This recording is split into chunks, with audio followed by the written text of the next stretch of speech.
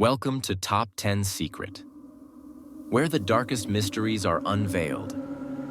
Have you ever wondered if the flames in the darkness are just a source of light, or could they be a hidden curse? When a flickering glow pierces the void, is it a sign of life, or a beacon guiding sinister forces? In this Top 10 Mysterious Stories of Flames and Darkness, we will uncover spine-chilling secrets about cursed flames, shadows that devour souls, and terrifying phenomena that remain unexplained. From the eternal hellfire that never dies, the cursed soul candle that carries the whispers of the dead, to the talking darkness where eerie voices echo from the void, these stories will send shivers down your spine and leave you questioning. Is light truly a safe haven, or merely a path leading to unspeakable horror? Are you ready to step into the world of the forbidden? Brace yourself, because this journey is not for the faint of heart.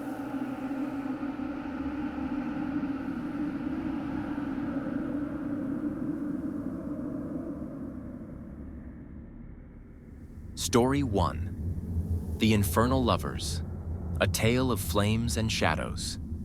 In a desolate world where fire and metal ruled, two beings defied the natural order of life and death. One was Ashkar, the demon of flames, a skeletal figure forged from burning metal and searing fury. The other was Liara, a cursed maiden, her body stitched together from shadows and steel, adorned with a crown of spikes. Together they were known as the Infernal Lovers, bound by a forbidden pact that transcended mortal understanding. Long ago, Liara had been a mortal woman, beautiful and kind, loved by her people. But when war ravaged her homeland, she sought the aid of Ashkar, a demon who promised her the power to protect her loved ones. In exchange, she offered her soul and her mortality, binding her fate to his fiery existence. Ashkar, captivated by Liara's fierce spirit, did not take her soul entirely. Instead, he gave her immortality, turning her into a creature of metal and shadows so she could stand beside him for eternity. The price? Their love was doomed to burn endlessly, feeding the flames of their infernal bond. Over centuries, Ashkar and Liara ruled the Infernal Kingdom, a realm of chaos where molten rivers flowed and skies burned orange with eternal fire. Together, they commanded legions of twisted creatures, half metal, half flesh, who obeyed their every word. Despite their power, Liara grew restless. She longed for the sensations of her mortal life, the warmth of sunlight on her skin, the gentle touch of wind, the joy of untainted love. But Ashkar, whose infernal essence burned hotter with every passing year, could not comprehend her longing. "We are eternal," he told her. "Our flames are our love, and our kingdom is our legacy." But in the depths of her steel heart, Liara began to wonder if eternity was truly a gift or a curse. One fateful night, a tear in the fabric of their fiery realm revealed a vision of the mortal world. A lush forest bathed in moonlight, untouched by war or fire.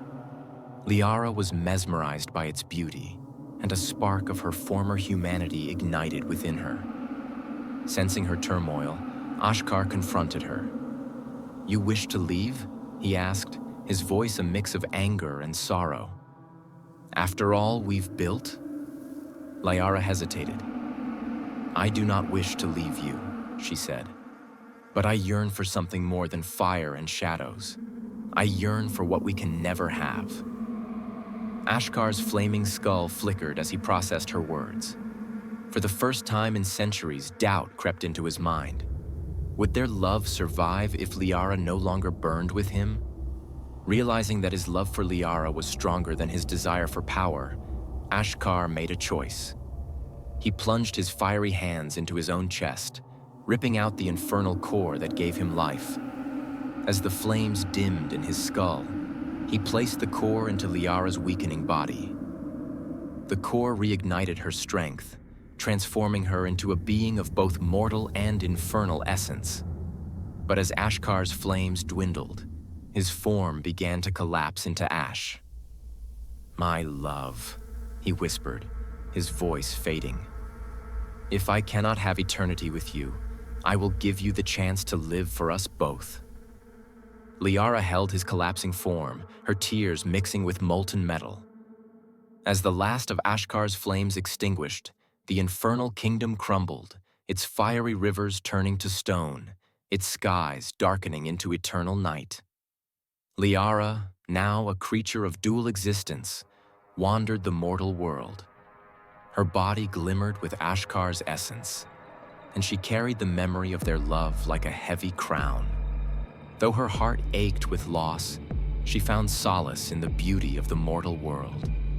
The rustling leaves, the cool breeze, the warmth of the sun. But on nights when the moon was full and the air grew still, Liara could feel Ashkar's presence. In the flicker of a flame, in the warmth of a fire, she heard his voice. "Our love will never fade, for it burns in every ember, in every star." The story concludes with a haunting yet beautiful message. True love transcends time, even if it burns through the flames of eternity.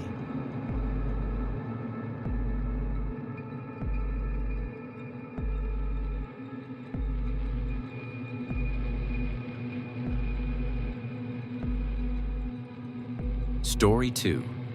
The Blood Moon Inferno, the Rise of the Legion. In the ancient texts of the forgotten kingdom of Azrakar, a prophecy warned of a night when the blood moon would rise, bathing the skies in crimson light.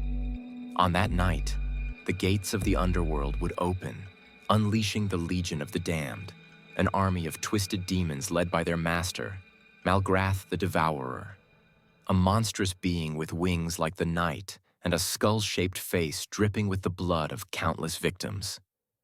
The texts spoke of chaos and fire engulfing the land, where the souls of the living would be torn from their bodies to fuel Malgrath's infernal reign. Only a champion of pure heart and unyielding will could stand against the horde. But as centuries passed, the prophecy faded into myth, and the people of Azrakar forgot the looming danger. In the ancient texts of the forgotten kingdom of Azrakar, a prophecy warned of a night when the blood moon would rise, bathing the skies in crimson light. On that night, the gates of the underworld would open, unleashing the Legion of the Damned, an army of twisted demons led by their master, Malgrath the Devourer, a monstrous being with wings like the night and a skull-shaped face dripping with the blood of countless victims. The texts spoke of chaos and fire engulfing the land, where the souls of the living would be torn from their bodies to fuel Malgrath's infernal reign. Only a champion of pure heart and unyielding will could stand against the horde. But as centuries passed, the prophecy faded into myth, and the people of Azrakar forgot the looming danger. The demons swept through Azrakar like a plague, leaving nothing but ash and screams in their wake. Villages burned, rivers ran red with blood, and survivors fled toward the capital, seeking refuge behind its towering walls. Among the survivors was Kalen, a young blacksmith with no family and no future. Kalen had heard the stories of the Blood Moon prophecy as a child, but had never believed them. Until now. In the capital, Kalen joined the desperate masses seeking shelter. The air was filled with cries of terror as the city gates groaned under the weight of the incoming horde. From the highest tower, King Darion watched, paralyzed with fear. His greed and arrogance had blinded him to the warnings of the kingdom's scholars, and now his people paid the price. As the demons began scaling the walls, Kalen found himself in the midst of the chaos, fighting alongside soldiers and common folk alike. It was then that an elderly woman approached him, a cloaked figure who seemed untouched by the carnage around her. She revealed herself to be Irindra, the last of the kingdom's seers. "You are the one the prophecy speaks of," she said, placing a hand on Kalen's chest. "The only one who can wield the ebon shard, a weapon forged from the bones of the fallen gods, hidden in the Temple of Shadows. At first, Kalen resisted, believing himself unworthy. But as he watched his fellow villagers fall to the demons, he felt a fire ignite within him. With Irindra's guidance, he escaped the city through hidden tunnels, embarking on a perilous journey to retrieve the legendary weapon. The journey to the Temple of Shadows was fraught with danger. Demons hunted Kalen relentlessly, drawn the light of his destiny. Irindra sacrificed herself to protect him, her final words urging him to fulfill his purpose. To inside the temple, Kalen faced a series of trials designed to test his courage, resolve, and purity of heart. He confronted his darkest fears and emerged victorious, claiming the Ebon Shard, a black blade that pulsed with otherworldly energy. As he grasped the weapon, visions of the prophecy filled his mind, and he understood the true scope of his task. Kalen returned to the capital as the city fell to the demons. The walls were breached, and Malgrath stood triumphant in the ruins of the king's throne room, his legion feasting on the souls of the fallen. King Darien, stripped of his crown, was dragged before Malgrath, who consumed him in a grotesque display of power. With the Ebon Shard in hand, Kalen confronted Malgrath. The two clashed in a battle that shook the heavens. The blade's dark energy clashed with Malgrath's hellish flames, each strike sending shockwaves through the battlefield. Kalen's mortal body burned with pain, but he fought with the strength of the countless souls who had fallen to the Legion. In the end, Kalen realized that the Ebon Shard could not destroy Malgrath outright. The weapon was a conduit, meant to seal the demon and his horde back into the underworld. But to activate its power, Kalen had to offer his own soul. As the blood moon hung overhead, Kalen plunged the Ebon Shard into the earth, creating a rift that began to pull the demons back into the infernal chasm. Malgrath roared in fury, clawing at Kalen as the blade's energy consumed them both. With a final, defiant cry, Kalen pushed Malgrath into the abyss, sealing the rift behind him. The blood moon faded, and the skies returned to their natural hue. The people of Azrakar emerged from the ruins, their land scarred but free. Songs were sung of Kalen's bravery, and a monument was erected in his honor at the site of the final battle. But in the shadows, some whispered that the blood moon would rise again, for the seal was not permanent, and evil could never be truly destroyed. And on certain nights, when the moon glows faintly red, the faint sound of roaring flames and clashing steel can still be heard, as if the battle between Kalen and Malgrath rages on in the depths of the underworld. The story ends with a solemn reminder. Even the greatest sacrifices may not be enough to silence the darkness forever.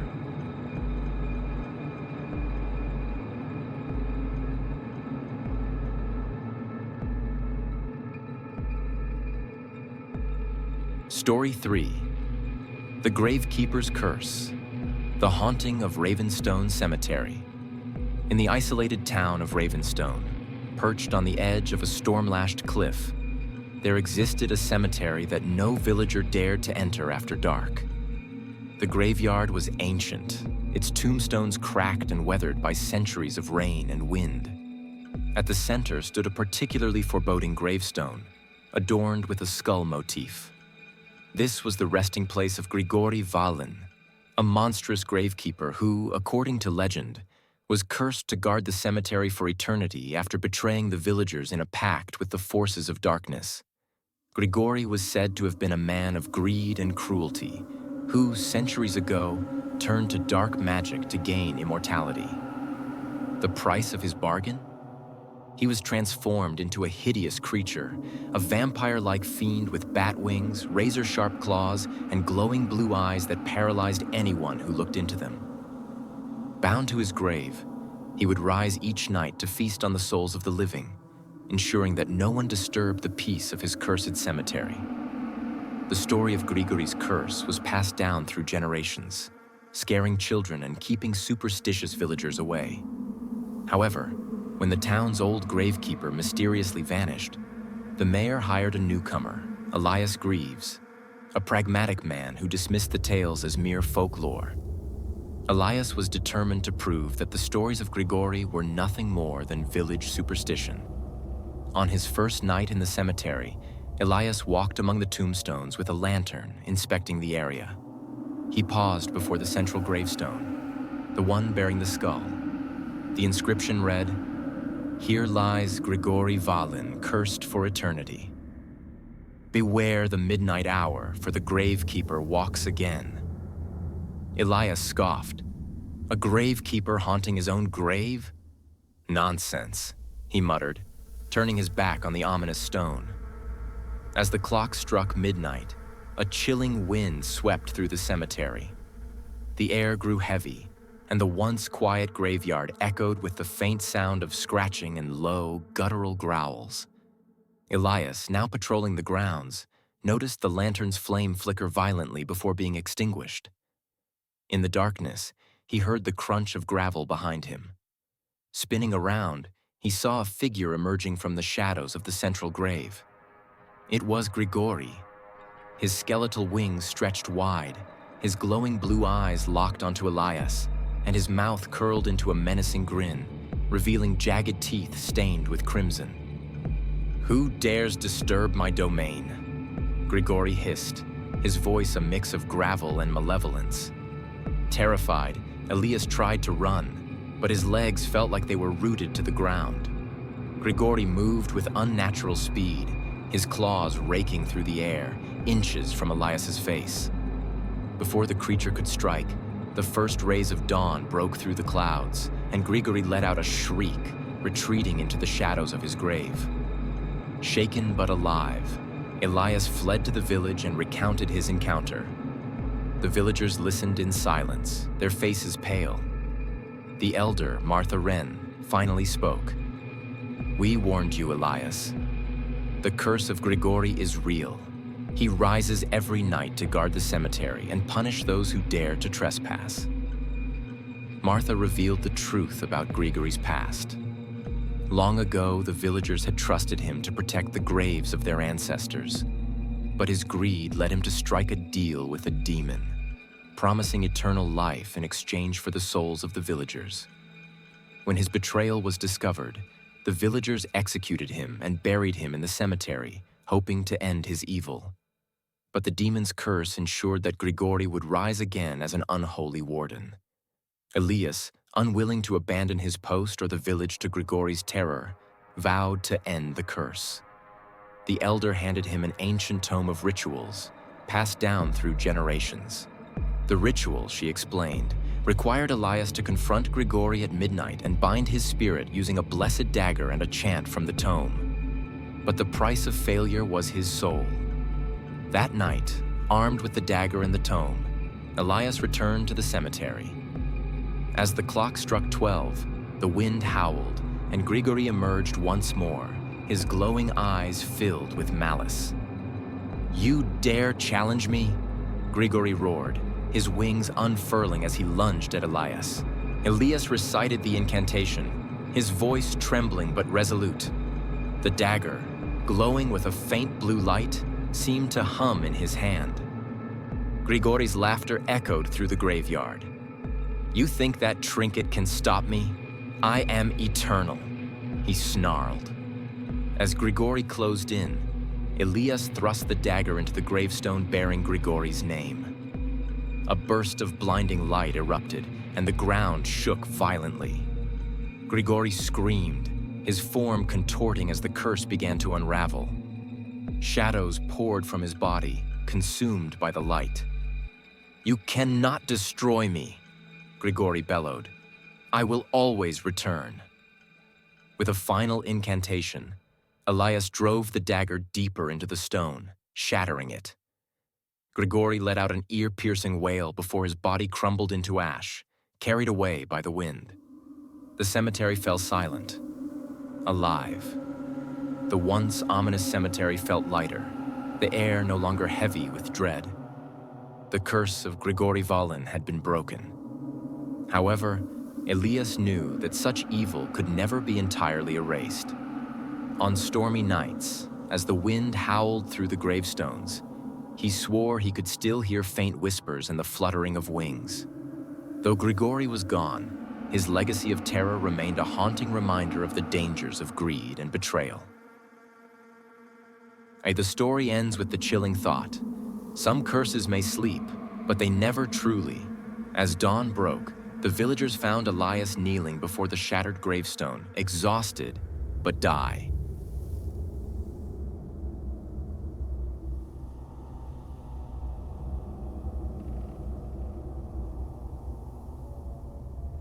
Story 4. The Blade of Eternal Shadows. The Cursed Knight's Tale. In the ancient kingdom of Valdirion, there was a weapon feared by all who knew its name: the Shadow Blade of Morvalis. Forged from the blood of the fallen and imbued with runes carved by forbidden sorcery, the blade was said to grant immense power to its wielder, but at a terrible cost. Each strike it delivered fed on the wielder's soul, binding them to the blade for eternity. The first to wield the Shadow Blade was Kael Therion, a knight who sought vengeance after his family was massacred by rival lords. Desperate for power, Kael sought out the legendary blade, ignoring the warnings of priests and scholars. He found it buried deep within the black abyss, guarded by the spirits of those it had consumed. When Kael grasped the hilt, the runes glowed crimson, and he felt an overwhelming surge of power, but also a searing pain that burned into his very essence. With the Shadow Blade in hand, Kael unleashed his fury upon his enemies, cutting through armies as if they were paper.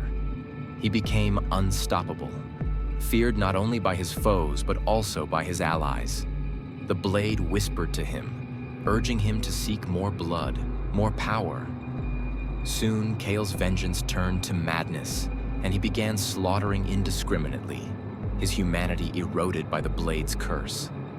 The people of Valdirion rose against him, and Kael was eventually defeated by a coalition of knights and sorcerers. But even in death, his curse endured. The Shadow Blade absorbed Kael's soul, transforming him into an immortal revenant, bound to the blade and doomed to wander the world as a harbinger of death. Centuries passed, and the story of Kael Therion faded into legend. The Shadow Blade remained hidden, buried beneath layers of earth and stone, until it was unearthed by a foolish treasure hunter. The moment the blade was touched, Kael's spirit awakened, his skeletal form reconstituted by the blade's dark magic. His hollow eyes burned with malice, and his grin revealed jagged teeth, as if carved by the flames of the abyss. Kael's resurrection unleashed a new wave of terror across the land. Villages were razed, crops turned to ash, and rivers ran red with blood. Rumors spread of a cursed knight with a blade that glowed with infernal runes, cutting down all who stood in his path. In the nearby kingdom of Arendor, a young warrior named Arden Vale heard the tales of Kael Therion's return. Arden was an orphan raised in the Temple of Light, trained to fight against the darkness. When the elders learned of the Revenant Knight's rampage, they revealed an ancient prophecy. Only one with a pure heart and unbreakable will could wield the Sun Shard, a blade forged to counter the Shadow Blade's dark power. Reluctant but determined, Arden set out on a perilous journey to retrieve the Sun Shard, hidden in the Sanctuary of Radiance. Along the way, he encountered survivors of Kael's destruction, their tales fueling his resolve. Despite the dangers, Arden reached the sanctuary and claimed the Sun Shard, its golden light filling him with newfound strength. Arden tracked Kael to the ruins of Valdirion Castle, where the Revenant Knight had established his dark domain. The skies above the castle were shrouded in ash and fire, and the air was thick with the cries of the damned. Kael stood atop the crumbled throne, the Shadow Blade glowing with malevolent energy. "You dare challenge me, mortal?" Kael growled, his voice echoing with the agony of countless souls. "This blade, is my curse and my strength. You cannot defeat what is eternal." Arden raised the sun shard, its light piercing through the shadows. "Your reign ends here, Kyle Therion. I fight not for power, but for the lives you've destroyed." The battle was fierce, a clash of light and darkness that shook the very earth. Kale's strikes were devastating, his blade leaving trails of crimson fire with every swing. But Arden's determination never wavered. With each parry and counterstrike, the sun shard's light grew brighter, forcing Kale back. As the battle reached its climax, Arden managed to disarm Kale, sending the shadow blade clattering to the ground. Kale staggered, his skeletal form flickering as if the loss of the blade had weakened him. "Do it," Kale snarled. "End my torment." But Arden hesitated. Instead of delivering a killing blow, he thrust the sun shard into the ground, creating a blinding explosion of light that enveloped the battlefield. The light shattered the shadow blade's curse, and Kale's monstrous form began to dissolve. In his final moments, Kale's voice softened, no longer filled with malice. "You freed me," he said, his glowing eyes dimming. "Thank you." With Kale's soul finally at peace, the shadow blade crumbled into dust. Arden returned the sun shard to the Sanctuary of Radiance, ensuring that its power would remain guarded for future generations. Though the land began to heal, the memory of Kale Therion's fall served as a cautionary tale. Power gained through darkness always comes at a terrible cost.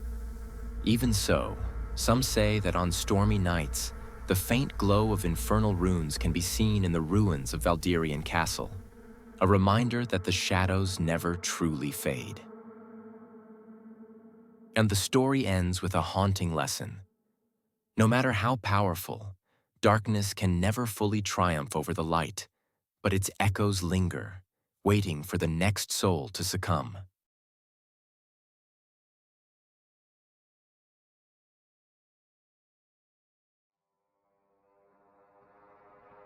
Story 5. The Wailing Titan of Frostvale. A tale of terror and redemption. In the icy northern wilderness of Frostvale, a haunting legend was whispered by the locals. They spoke of a titan, a colossal being with skeletal features, glowing red eyes, and long pale hair like strands of frozen silk. The titan was said to rise during the coldest winters, emerging from the frozen lakes to unleash terror upon the land. Known as Irithia, the Wailing Titan, she was once a mortal queen whose ambition led her to betray the gods. She sought eternal beauty and power, offering her kingdom's loyalty to an ancient malevolent force. The gods, angered by her hubris, cursed her to become a monstrous entity, her beauty twisted into a terrifying visage. She was bound to Frostvale, doomed to wander its icy expanse, feeding on the fear of those who dared to approach. For centuries, Frostvale endured Irithia's wrath. Each winter, the lakes froze over and the forests fell silent. Travelers who ventured too close to the Lake of Souls, where Irithia's form slumbered beneath the ice, would never return. Some claimed to hear her mournful wails carried on the wind, while others spoke of her red eyes glowing beneath the water's surface, watching, waiting. The curse reached its peak one winter when the frost grew so severe that even the strongest fires could not keep the villagers warm. Crops failed and wild animals vanished. Desperation gripped the people of Frostvale, and whispers began to circulate that the Titan's power was growing. If nothing was done, the entire region would be consumed by eternal winter. Amid the despair, a lone traveler arrived in Frostvale. His name was Ronan, a man shrouded in mystery. Dressed in a heavy cloak, his face obscured by the frost, he claimed to have knowledge of the Titan and a way to end her curse. The villagers were skeptical, but their desperation left them with no other choice. Ronan spoke of a ritual of redemption, a forbidden rite said to have the power to sever the Titan's bond with the mortal plane. However, the ritual required the caster to confront Irithia directly and offer something of equal value to her eternal suffering. The villagers begged Ronan to reconsider, but he remained steadfast. "I carry a burden of my own," he said cryptically. "Perhaps this is my penance." On the night of the full moon, Ronan journeyed alone to the Lake of Souls, carrying a small satchel of sacred herbs, an ancient tome, and a dagger etched with divine runes. The lake was a desolate wasteland of ice and snow, its surface cracked like a spider's web. The air was unnaturally cold, and the silence was deafening. As Ronan approached the center of the lake, the ice beneath him began to crackle and groan. Suddenly, a massive clawed hand burst through the surface, followed by Erithia's ghastly visage. Her eyes burned like twin suns, and her voice was a guttural wail that shook the ground. "Who dares disturb my slumber?"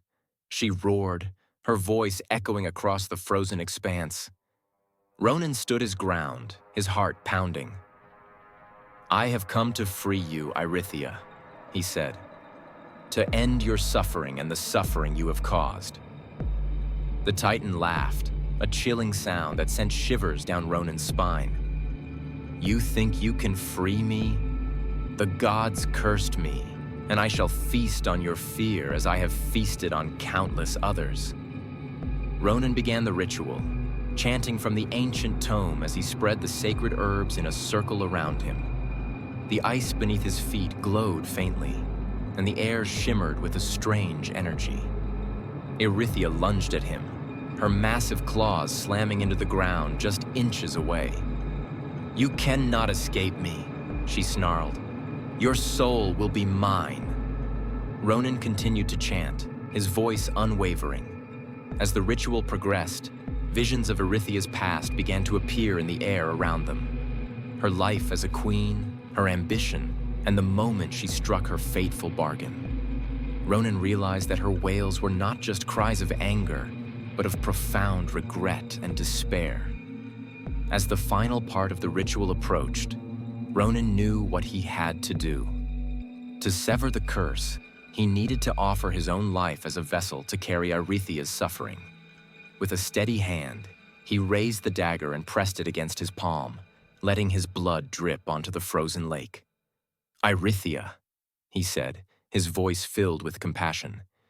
"You are not beyond redemption. Take my soul and find peace." For the first time, the Titan hesitated. Her fiery eyes softened, and her massive form began to shrink. "Why would you sacrifice yourself for me?" she whispered. "Because no one deserves to suffer forever," Ronan replied. As the last words of the ritual echoed across the lake, Erythia's monstrous form dissolved into a swirling mist. Her human form emerged, her once terrifying visage now beautiful but sorrowful. She knelt before Ronan, tears streaming down her face. "Thank you," she whispered. "You have given me what the gods would not, mercy." With those words, Erythia vanished, her spirit finally free. The lake's ice melted, and the harsh winter began to subside. But Ronan's body remained, his lifeless form resting on the now-thawed lakebed, a faint smile on his face. The villagers of Frostvale found Ronan's body the next morning, surrounded by roses that had miraculously bloomed in the snow. They buried him at the lake's edge, marking his grave with a simple stone that read, "Here lies Ronan, the Redeemer of Frostvale." Though the Titan was gone, her story lived on as a cautionary tale of ambition and redemption. And on clear winter nights, when the moonlight danced on the lake, some claimed they could see Ronan and Erythia's spirits walking together in peace.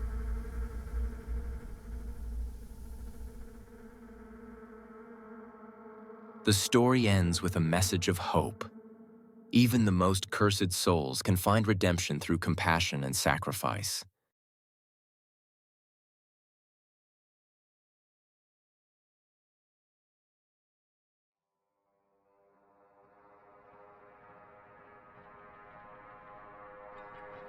Story 6.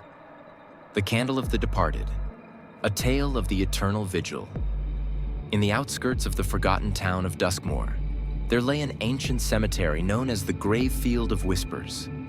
The cemetery was unlike any other, with tombstones that seemed to hum faintly in the night, and an eerie wind that carried voices that no one could place.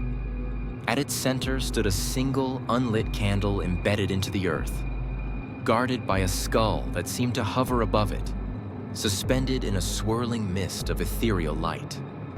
The townsfolk feared the cemetery, calling it cursed.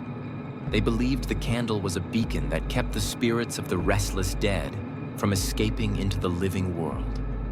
Legend spoke of a warning. If the flame of the candle was ever extinguished, the veil between the realms of the living and the dead would be torn, allowing spirits and darker entities to roam freely. One cold and misty evening, a scholar named Edwin Cauldron arrived in Duskmore. Known for his fascination with the occult and the mysteries of the afterlife, Edwin had spent years collecting ancient texts and deciphering rituals. When he heard whispers of the Grave Field of Whispers and its cursed candle, he was immediately intrigued. The villagers warned him to stay away, recounting tales of those who had dared to approach the candle only to disappear or return mad. But Edwin, driven by curiosity and a desire to unravel the cemetery's secrets, ventured to the grave field under the cover of night. As Edwin stepped into the cemetery, the air grew colder, and the faint hum of the tombstones grew louder, like a low chant echoing from the earth itself. His lantern flickered, its light pale and weak compared to the glowing aura surrounding the skull and candle at the cemetery's heart. The candle's flame burned unnaturally bright, its light casting elongated shadows that danced across the gravestones. Edwin approached cautiously, feeling a pull in his chest, as though the candle's flame was drawing his very soul closer. When he reached the candle, he noticed inscriptions carved into the base, written in a language he recognized from his studies, an ancient dialect of the dead. With trembling hands, he translated the words aloud. "The flame binds the lost. Extinguish it, and chaos shall reign." Despite the warning, Edwin's curiosity consumed him. What would happen if the flame was extinguished? Was it truly a curse, or was it a superstition meant to frighten the uneducated? He took a deep breath, his rational mind battling the fear creeping up his spine. "I must know the truth," Edwin whispered to himself. He reached out and with a quick motion blew out the candle. The flame died with a faint hiss, and for a moment there was silence, an unnatural, suffocating silence. Then, the ground beneath him trembled, and a deafening wail erupted from the earth. The mist surrounding the skull thickened, and the once stationary object began to rise higher, its hollow eyes glowing with an unholy light. The air grew heavy as cracks spread across the cemetery grounds, and ghostly figures began to emerge. At first, they were faint outlines, but as the seconds passed, their forms became clearer. Twisted, tormented souls with empty eyes and gaping mouths, their moans filling the night. The skull above the candle spoke, its voice a cacophony of countless souls. "Foolish mortal, you have broken the seal. The living shall now pay the price for your arrogance." The spirits surged forward, their spectral claws tearing at Edwin as he stumbled back. He realized too late the gravity of his mistake. The cemetery, once a place of quiet rest, had become a gateway for the dead to reclaim the world. Edwin scrambled for the inscriptions, hoping they might hold the key to reversing the chaos. Through the howling wind and wailing spirits, he deciphered a final line. "To restore the flame, a soul must be given willingly." He froze, understanding the cost of his actions. The only way to relight the candle and restore the barrier was to offer his own soul. Edwin's mind raced with fear and regret. But as the spirits began spilling out of the cemetery and into the world beyond, he knew what he had to do. With trembling hands, Edwin pulled a dagger from his satchel and whispered a prayer. If my death can undo this, so be it. He plunged the blade into his chest, collapsing beside the extinguished candle.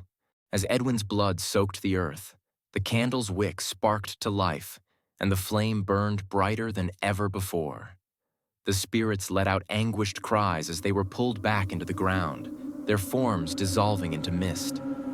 The skull hovered for a moment, its glowing eyes dimming, before it settled back above the candle, its duty as guardian restored. The cemetery grew quiet once more, the hum of the tombstones fading into the stillness of the night. When the villagers ventured into the grave field the next morning, they found no trace of Edwin, only the candle burning steadily and a faint inscription carved into the base of the skull. One soul for many. The flame must never die. From that day forward, the villagers kept their distance, ensuring the candle remained untouched. They whispered prayers of gratitude for the unknown scholar who had saved them, though they never spoke his name aloud, fearing the wrath of the spirits might return. And on quiet nights, when the wind carried the faint hum of the cemetery, some claimed they could see a shadowy figure standing near the candle, keeping watch. A reminder of the price paid to keep the dead at bay.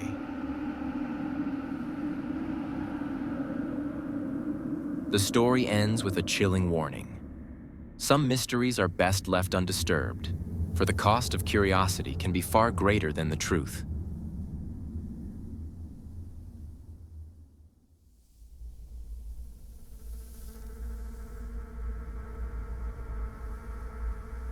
Story 7.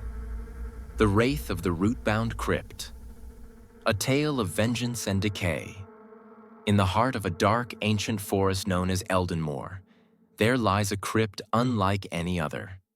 Known as the Root-Bound Crypt, it is overrun with twisting vines and gnarled roots that seem to pulse with life. The crypt is shrouded in legend. Villagers whisper of a monstrous wraith that haunts its halls, her skeletal form entwined with the very roots that keep her imprisoned. They call her Velmira, the vine-bound witch. Velmira was once a powerful sorceress who lived in Eldenmoor centuries ago. Accused of practicing dark magic, the villagers betrayed her, dragging her to the crypt where she was entombed alive. But Velmira cursed them with her dying breath, binding her soul to the forest. Over time, the crypt's roots grew into her decaying body, transforming her into a vengeful wraith, driven by rage and sorrow. For generations, the villagers avoided the crypt, leaving it to fester in the shadows. But one fateful night, a group of treasure hunters ventured into the forest, drawn by tales of hidden wealth buried within the crypt's walls. Among them was Alaric, a young explorer desperate to find riches to save his family from poverty. As they delved deeper into the crypt, the air grew thick with a sickly sweet scent, and the walls pulsed with a faint, eerie glow. Alaric noticed the twisted roots seemed to move, as if alive. Despite his unease, greed pushed him forward. In the innermost chamber, they found a treasure chest surrounded by the remains of long-dead villagers. But as soon as they touched the chest, the roots came alive, wrapping around their limbs. A bone-chilling scream echoed through the crypt, and from the shadows emerged Velmira, her skeletal body entwined with writhing vines, her hollow eyes glowing with unholy light. "You dare disturb my sanctuary." Velmira's voice was a guttural rasp, echoing with centuries of anger. "You are no different from those who betrayed me. Now you shall suffer as they did." The roots erupted from the ground, tearing through the stone floor and dragging the treasure hunters into the walls. Alaric watched in horror as his companions were consumed, their bodies reduced to skeletal husks. The roots grew stronger, feeding on their life force, and Velmira's form became more monstrous with each soul claimed.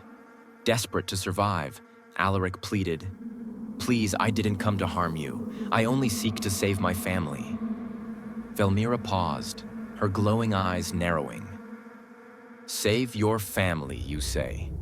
And at what cost? Greed brought you here, and it will be your undoing." Velmira offered Alaric a grim bargain. If he could prove his selflessness, She would spare his life and allow him to leave the crypt. But if he failed, his soul would be bound to the crypt for eternity. To prove your worth, you must carry the pain of the forest, Velmyra hissed. She thrust her claw-like hand into his chest, and Alaric screamed as roots began to grow within him. The pain was excruciating, but he remained conscious. "You have until sunrise to deliver my vengeance," she said. "Bring me the blood of the descendants of those who wronged me, or the roots will consume you." Alaric stumbled out of the crypt, the roots growing faster with every step. He returned to the village, desperate to find a way to break the curse without harming anyone. But as the night wore on, the roots began to take control of his body, whispering Velmyra's demands in his mind. The villagers, seeing Alaric's grotesque transformation, accused him of bringing the curse upon them. They chased him with torches, forcing him to flee back into the forest. The more he resisted the curse, the more the roots tightened their grip. As the first rays of dawn approached, Alaric found himself at the edge of the crypt once more. He knew he had two choices: sacrifice the villagers to satisfy Velmyra's curse, or offer himself as penance. With tears streaming down his face, Alaric made his decision. He returned to the crypt and knelt before Velmyra. "Take me," he whispered. "Let the others go. Let my sacrifice end this." Velmyra loomed over him, her expression unreadable. "You have chosen wisely," she said. "Perhaps there is hope for mortals after all." As Velmyra plunged her claws into Alaric's chest, the roots consuming him withdrew, and his body began to crumble into ash. The crypt trembled, and the glowing roots began to recede. For the first time in centuries, Velmyra's wail softened, her monstrous form dissolving into the air. The villagers, watching from the forest's edge, felt the air grow lighter. The curse of the root-bound crypt had finally been lifted, but at the cost of a selfless man's life. Though Velmyra's wrath had ended, the villagers left the forest untouched, fearing her spirit might still linger. They erected a small shrine in Alaric's memory, honoring his sacrifice. And on quiet nights, some claimed to hear the faint rustling of roots and a sorrowful whisper. "Greed destroys, but sacrifice redeems." The story ends as a somber reminder. True redemption often comes at the greatest cost, and even the most vengeful spirits can find peace through selfless acts.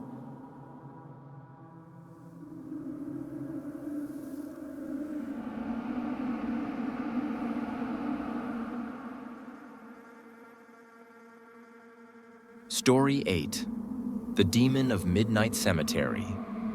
A tale of vengeance and eternal night. In the cursed village of Gravemire, a chilling legend whispered through generations warned of a winged demon that roamed the midnight cemetery under the full moon. Known as Umbra, the Shadow Reaper, he was once a mortal warrior whose soul was damned after a betrayal so great that it tore apart both his life and the peace of the land. Umbra's skeletal form bore the scars of his torment: razor-sharp wings, clawed hands, and glowing violet eyes that pierced through the darkest night. It was said that Umbra rose from the graves of the betrayed, seeking revenge against the living and feasting on the souls of those foolish enough to disturb his unholy domain. Centuries ago, Umbra was a knight named Kaelin Verne, a protector of the village. Beloved by the people, he swore to protect them from invading forces. But Kaelin's most trusted companion, Lord Veridin, grew jealous of his honor and loyalty. Veridin conspired with the invaders, orchestrating a false accusation that led to Kaelin's execution for treason. As Kaelin was bound and burned at the stake in the heart of the cemetery, he screamed a curse upon the village. "When the moon shines full and bright, I shall rise again. The darkness will consume you all, for betrayal begets vengeance." The villagers thought his curse was nothing more than a dying man's rage. But on the next full moon, Kaelin's body clawed its way out of the scorched earth, transformed into the vengeful demon Umbra. One by one, he hunted down those who had betrayed him, sparing none. The cemetery fell silent for generations, but every full moon, villagers reported seeing the faint glow of violet eyes in the darkness. Crops withered, livestock disappeared, and the winds carried whispers of Umbra's name. Over time, the villagers abandoned Gravemire, leaving behind the cemetery to become a cursed relic of the past. Decades later, a band of treasure hunters led by a lyric graven arrived, hearing tales of riches buried beneath the graves of the cemetery. Ignoring the warnings of the locals, they entered the midnight cemetery on the night of a full moon. As the treasure hunters disturbed the graves, a deep, bone-chilling growl echoed through the cemetery. The air grew heavy, and the moon turned a deep crimson hue. From the shadows emerged Umbra, his skeletal form towering above the tombstones. His wings unfurled, casting a shadow that consumed the moonlight, and his violet eyes burned with rage. "You dare disturb my sanctuary?" Umbra hissed, his voice a guttural roar. "You are no different from the betrayers who condemned me. Your souls will fuel my vengeance." The hunters tried to flee, but the ground beneath them cracked open, skeletal hands clawing at their feet. Umbra descended upon them, his claws slicing through the air as their screams echoed into the night. Among the treasure hunters was Lorien Vierne, a descendant of Kaelin. Unlike the others, Lorien had come not for treasure, but to uncover the truth about his family's dark legacy. As Umbra approached him, Lorien dropped to his knees, clutching a medallion passed down through his bloodline. "Kaelin," Lorien called, his voice trembling. "I know who you are. I know what happened to you. I am your blood, and I seek to end your torment." Umbra paused, his skeletal face twisting with fury. "You carry the blood of betrayal," he snarled. "Why should I not end you where you stand?" Lorien held up the medallion, its surface etched with the Vierne family crest.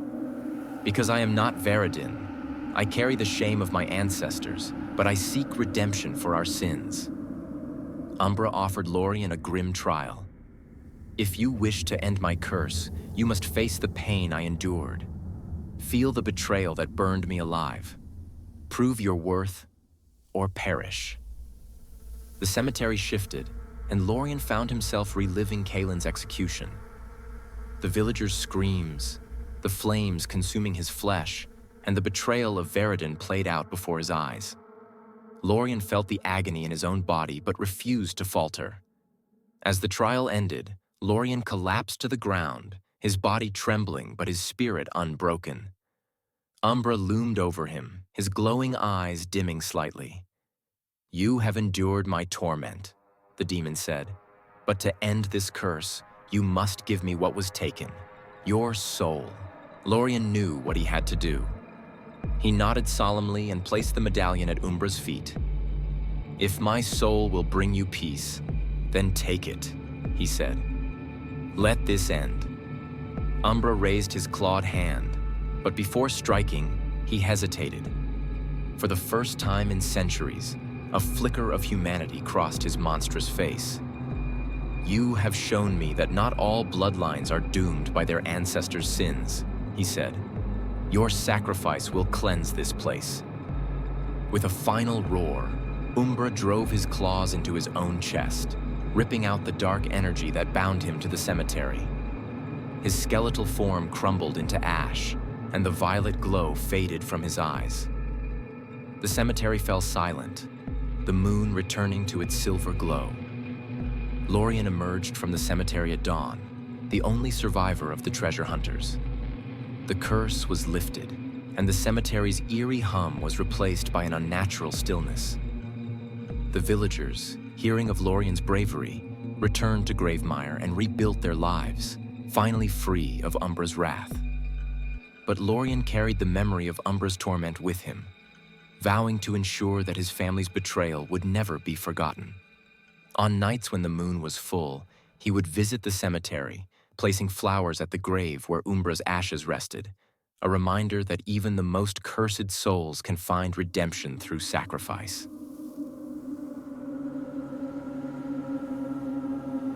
The story ends with a haunting truth. Betrayal leaves scars, but redemption can break even the darkest curses, as long as someone is willing to pay the price.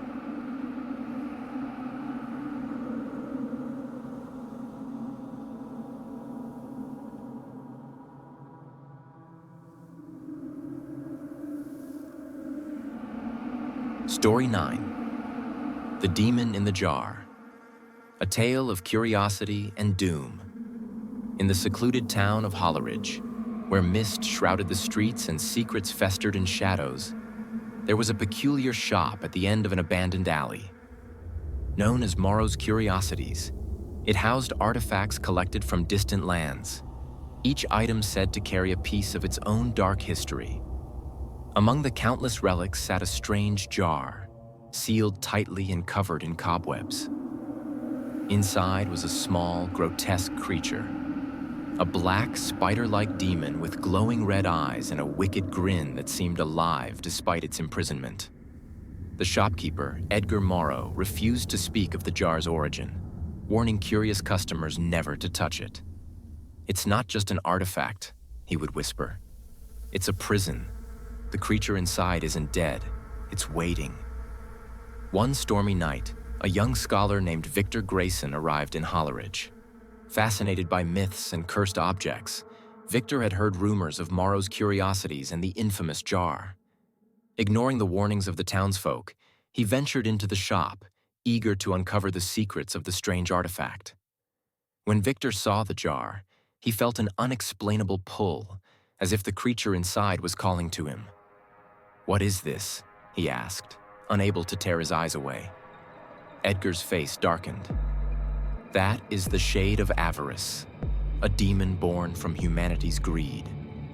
Long ago, it plagued a kingdom, consuming the souls of those it corrupted. A powerful sorcerer managed to trap it in that jar, but its hunger remains. Do not touch it, or you may unleash a curse worse than death."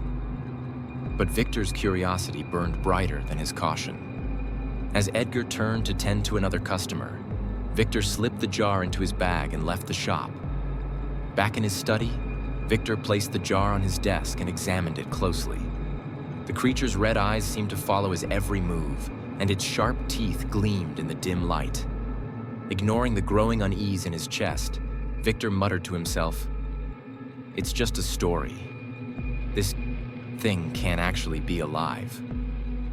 Driven by his thirst for knowledge, he unsealed the jar. The moment the lid came off, a thick black mist poured out, filling the room with an acrid stench. The creature inside sprang to life, its spindly legs tapping against the glass before it crawled out and grew to twice its original size. The demon let out a low, guttural laugh, its glowing eyes fixed on Victor. "You've freed me," it hissed. "Now let me repay your curiosity." With chaos. Victor tried to flee, but the demon was faster. It scuttled across the room, whispering in his ear, "You wanted knowledge, didn't you? Let me show you the truth." Suddenly, Victor was overwhelmed by visions of destruction. He saw kingdoms burning, people consumed by their greed, and the demon at the center of it all, feeding on their souls. The creature thrived on the corruption of humanity, growing stronger with every life it claimed.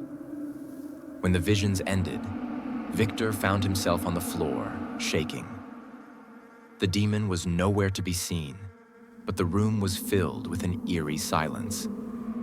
Thinking he had banished it, Victor tried to return to his work, but something had changed. Shadows moved in the corners of his eyes, and a voice whispered constantly in his mind, "Feed me, or be consumed." Over the following days, Victor's behavior grew erratic. He became obsessed with wealth, power, and control, driven by the demon's influence. The people of Holleridge began to notice strange occurrences. Crops withered overnight, livestock vanished, and the air grew heavy with an unnatural chill. Victor realized too late that by opening the jar, He had not only freed the demon, but also bound it to himself. The creature now used him as a vessel to spread its curse, corrupting everything it touched. Desperate to stop the demon, Victor returned to Morrow's curiosities, clutching the jar. Edgar Morrow met Victor's gaze with grim understanding. "I warned you," the old man said. "Once the shade of avarice is freed, it cannot be contained again. The only way to stop it is to destroy its host." Victor's heart sank. "There must be another way." Edgar shook his head. "The jar was never meant to be opened. The curse is now tied to your soul. If you want to save Holleridge, you must pay the ultimate price." Victor hesitated, the demon's whispers growing louder. It taunted him, promising him immortality and endless power if he embraced its curse.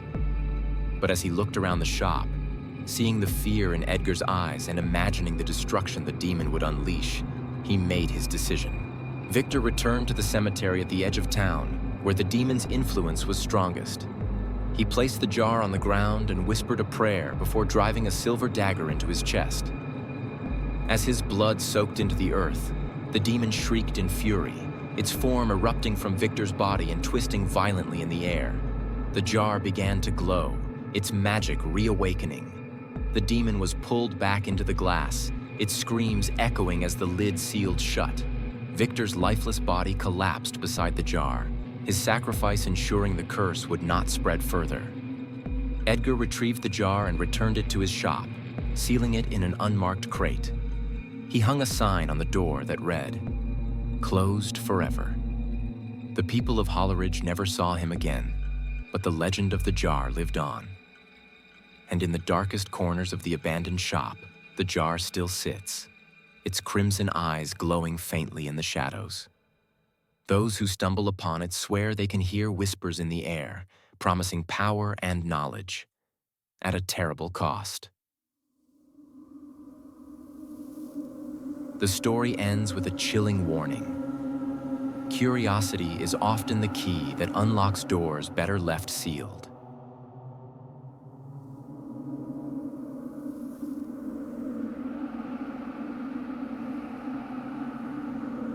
Story 10. The Twins of Hellfire. A tale of eternal betrayal. In the forgotten village of Cinderholt, deep in the shadow of the cursed mountains, a tale was whispered of two brothers, Kaelor and Drinth, who were born on the night of the twin moon's eclipse. The elders saw their birth as an ill omen, for legends foretold that twins born under such celestial alignment would bring either salvation or destruction. Kaelor was the elder by moments, strong-willed and charismatic, while Drinth was quiet and cunning, always lurking in his brother's shadow. Together, they were inseparable, their bond unbreakable, or so it seemed. As they grew, the twins became known for their fearlessness, venturing where no one else dared, including the Chasm of Fire, a place said to be cursed by the ancient gods. It was there, amidst the scorched ruins, that they discovered an ancient obsidian seal, etched with runes that pulsed with malevolent energy. The obsidian seal whispered promises of unimaginable power to Kaelor and Drinth.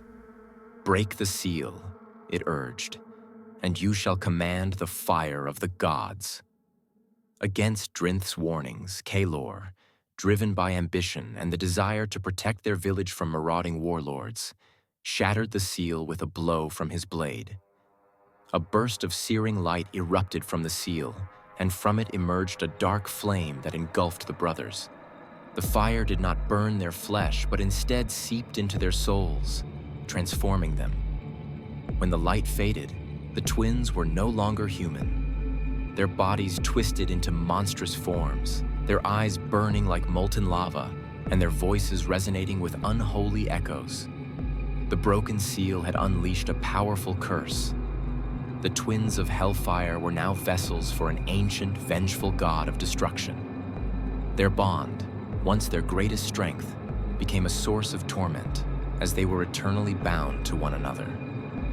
They could never escape each other's presence. yet their minds were filled with whispers of betrayal and mistrust. At first, Calor and Drinth tried to resist the dark influence, using their newfound power to protect the village. But the curse gnawed at their sanity, and the villagers, terrified by their monstrous forms, turned against them. Betrayed by those they sought to protect, the twins' rage consumed them, and they unleashed a storm of fire and fury that reduced Cinderholt to ash. Consumed by guilt and anger, Calor and Drinth began to blame each other for their fate. Calor accused Drinth of cowardice for not stopping him, while Drinth condemned Calor's reckless ambition. Their arguments turned to violence, and the fiery power within them surged with every strike. The twins became locked in an eternal battle, their hatred fueling their strength. Their conflict scorched the earth wherever they fought, leaving behind wastelands of ash and molten rock. Over time, their story became a cautionary legend, and their fiery forms were seen only in nightmares. Centuries later, a dark sorcerer named Malric Thorn sought to harness the power of the twins of Hellfire. Obsessed with dominion over life and death, Malric performed a forbidden ritual atop the ruins of Cinderholt, summoning the twins from their infernal exile.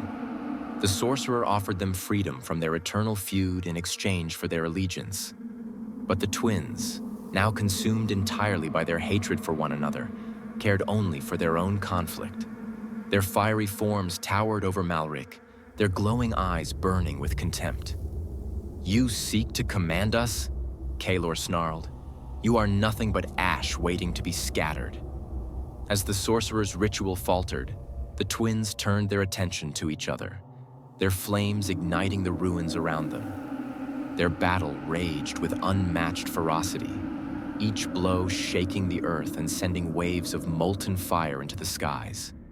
The heavens darkened, and the twin moons aligned once more, casting a blood-red glow over the battlefield. The people of nearby villages fled in terror, watching from afar as the fiery silhouettes of the twins clashed.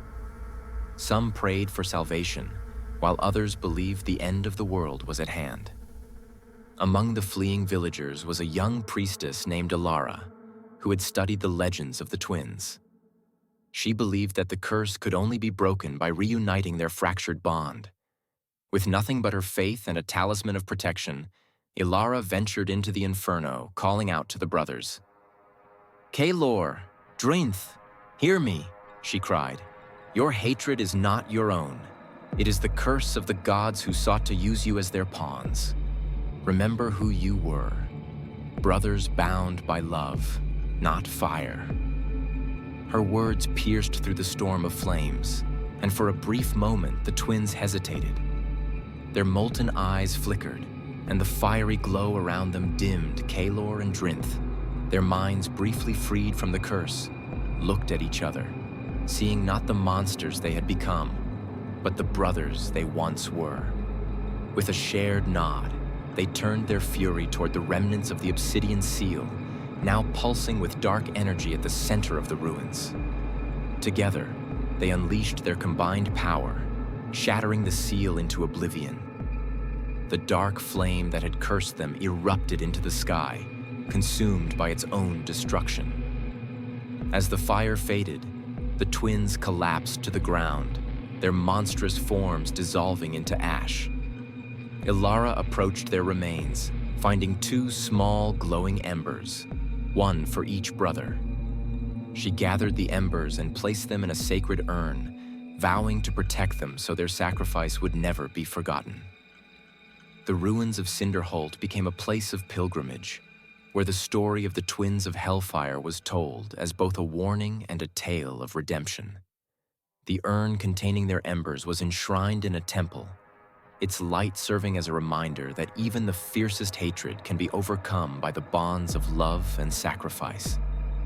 But on nights when the twin moons align, some claim to see fiery figures clashing in the distance, their spirits reliving their eternal struggle, a haunting echo of the curse they once bore.